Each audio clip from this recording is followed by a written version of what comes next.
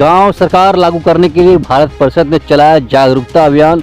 गांव सरकार लागू होते ही गांव में मिलेगा रोजगार, बेचू यादव।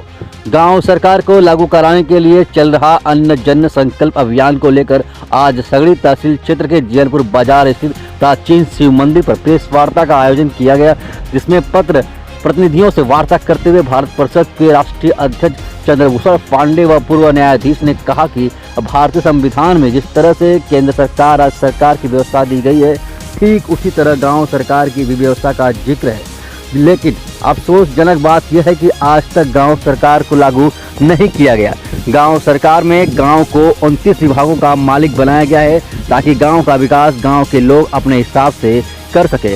लेकिन धारा 15 लगाकर गांव सरकार को मिलने वाले अधिकार को राज्य सरकारों ने छीन लिया है और गांव का विकास जिस तरह से राज्य सरकारें चाहती हैं वैसे ही होता है।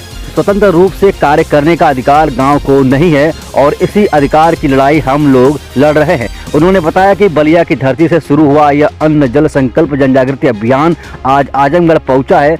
हमने पूरे जनपद में सैकड़ों बैठकें की और लोगों को गांव सरकार के विषय में बताया। वहीं भारत परिषद संगठन के प्रदेश महासचिव बेचू यादव ने बताया कि हम लोग लगातार गांव सरकार को लेकर लोगों को जागरूक कर रहे हैं। उन्हें बता रहे हैं कि गांव सरकार का अधिकार हमारा संवैधानिक अधिकार है और जिस दिन जनता जाग गई उस दिन सरकार को मजबूर होकर गाँव सरकार लागू करना होगा। उन्होंने नारा दिया, गाँव सरकार लागू करो, जनता आ रही है।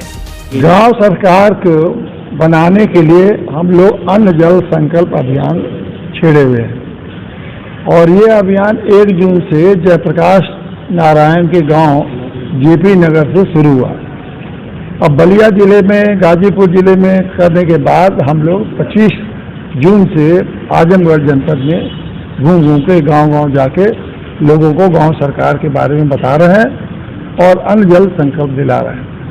अब गांव सरकार क्या है और अन्न जल संकल्प क्या है, इसको थोड़ा समझने की जरूरत यह है कि जैसे केंद्र की सरकार है, राज्य की सरकार है, उसी तरह से संविधान में गांव सरकार भी बना रखा है जिसको कि ग्राम पंचायतें कहते हैं। जो ग्राम पंचायत है वो वास्तव में गांव सरकार है, लेकिन लोग समझ नहीं पाते हैं, समझते हैं कि गांव सरकार नहीं है बल्कि एक तरह से पंचायती संस्था है। जबकि संविधान ने जिस तरह से 97 विभाग केंद्र सरकार को दिया है चलाने के लिए, जिस तरह से 66 विभाग राज्य सरकार को दिया है, उसी तरह से गांव पंचायत को भी 29 विभाग दिया है कि उसका संचालन गांव वाले खुद करें।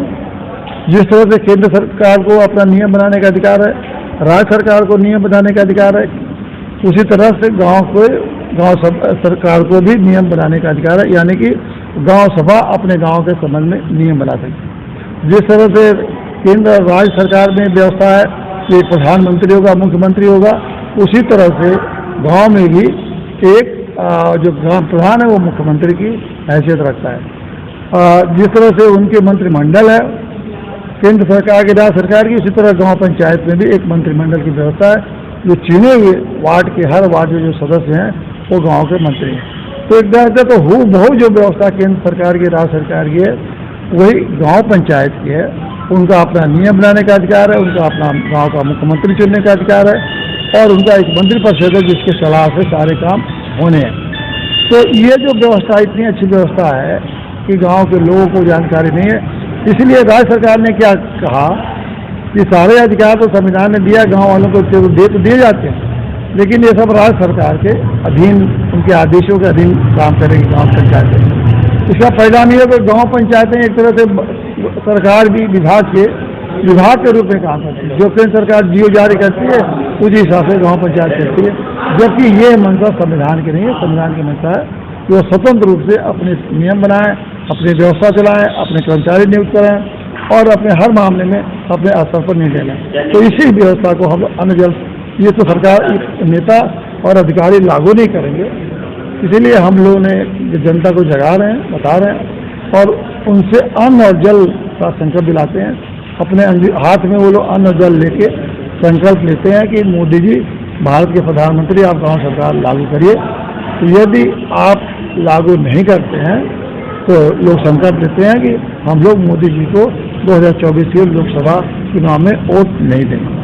तो इसी को गांव सरकार के बारे में बताना, गांव सरकार के बनवाने की संकल्प लेना के लिए हम लोग घूम घूम के गाँव में रह रहे हैं गांव में रहते हैं, गांव में अपनी बात सुना करते हैं और लोग इसे काफ़ी प्रभावित है, काफ़ी भारी संख्या में लोग ये संकल्प ले रहे हैं। आज यहाँ पर ये भारत पेंशन संगठन के थ्रू जो गांव सरकार का कार्यक्रम चल रहा है, जीएनपुर प्राचीन शिव मंदिर पर ये बैठक की गई और बैठक के बाद प्रेस कॉन्फ्रेंस के जरिए यह संदेश गांव की जनता को हम लोग बताना चाहते हैं कि आप अपने अधिकार के प्रति जागिए। गांव सरकार संवैधानिक व्यवस्था है, संविधान में लिखी हुई चीज़ है, जिसको 75 साल से हमारे देश और प्रदेश के नेता और पार्टियां सरकारें दबा करके रखी हुई हैं।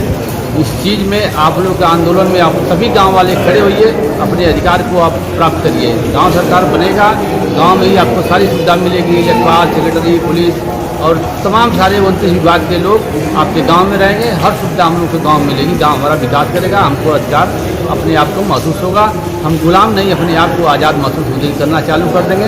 ये गाँव